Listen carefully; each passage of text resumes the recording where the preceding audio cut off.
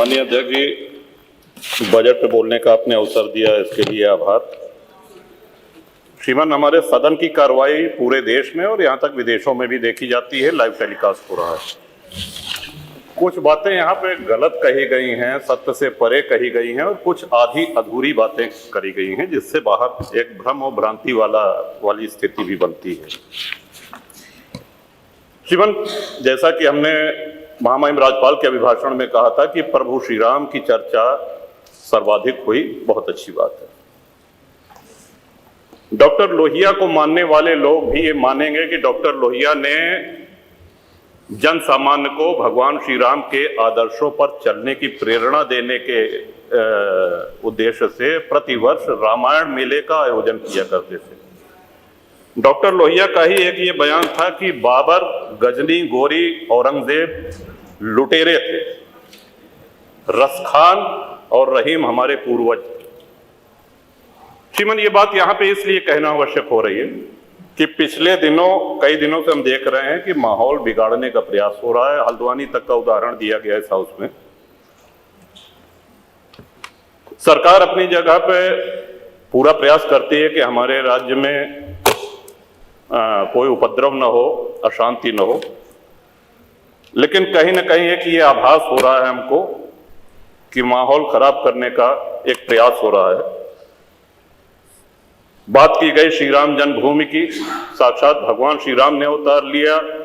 काशी नगरी जो भगवान शिव के त्रिशूल पे टिकी हुई है, जा सुनाम बल शंकर काशी, देत सबई संगति अविनाशी, और भगवान श्री कृष्ण की जन्मभूमि।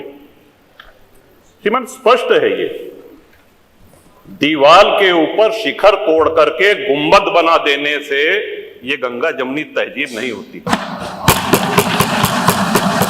वो हमारा आक्रांताओं द्वारा तोड़ा गया है। और एक और भ्रम फैलाया जा रहा है, जो व्यास जी के गुफा में जो पूजा हो रही है, वो पूजा अनवरत सैकड़ों वर्ष से चलती आ रही है। ये बात बाहर जानी चाहिए श्रीमान। अनवरत सैकड़ों वर्ष से, इस पे सन 93 में स्थानीय प्रशासन ने रोक लगाया, किसी न्यायालय ने रोक नहीं लगाया इसकी पूजा पे। और इस सदन के माध्यम से श्रीमान उन पुजारी को भी हम प्रणाम करेंगे, 31 वर्ष जिन्होंने चाबी संभाल के रखी कि एक न एक दिन ऐसी सरकार आएगी कि ये ताला खुलेगा और इस चाबी की आवश्यकता।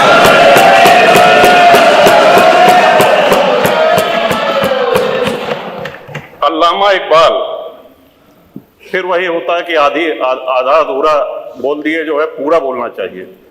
अल्लामा इकबाल पहले वो व्यक्ति थे जिन्होंने कहा कि हिंदू और मुसलमान एक साथ नहीं रह सकते। पाकिस्तान के आइडियोलॉजिकल फादर, इसने कहा कि मुस्लिमों को अलग देश चाहिए।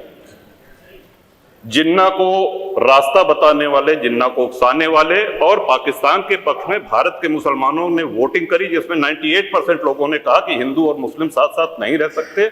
इस बात पे लेकर के बंटवारा हुआ और सारे जहां से अच्छा जो कविता सुनाई गई वो अधूरी है। 2 पंक्ति उसकी हम भी सुना दे रहे हैं कि ए आब रूद गंगा, वो दिन है याद तुझको, उतरा तेरे किनारे जब कारवां हमारा।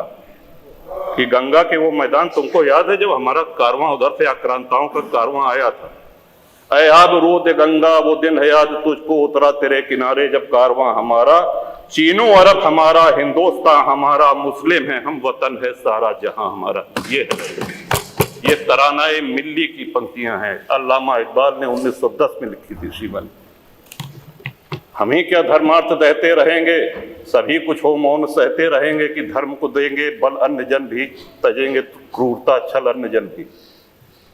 श्रीमान, हिंदू तो सर्वसमावेशी है। किसको आश्रय नहीं मिला, किसको आसरा नहीं मिला? यहाँ पे जो भी संकट में आया उसको हमने अपनाया। कभी किसी हिंदू ने नहीं कहा कि हम मुसलमान के साथ नहीं रह सकते। उल्टा जब बंटवारा हुआ, धर्म के आधार पे हुआ, पाकिस्तान बना, जो मुस्लिम वहां जा रहे थे, हिंदुओं ने उनको रोकने का काम किया कि आप रहिए हमारे साथ, भाई भाई बन के रहिए। इस संवेदनशीलता को रसखान जी, अब्दुल रहीम खान खाना, इनके आदर्शों पे चलेंगे तब अच्छा वातावरण, अच्छा माहौल बनेगा।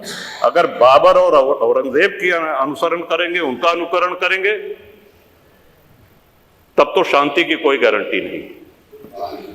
मैं फिर से पुनः बधाई देता हूं, इस बजट का समर्थन करता हूं और माननीय योगी जी की सरकार को बधाई देता हूं।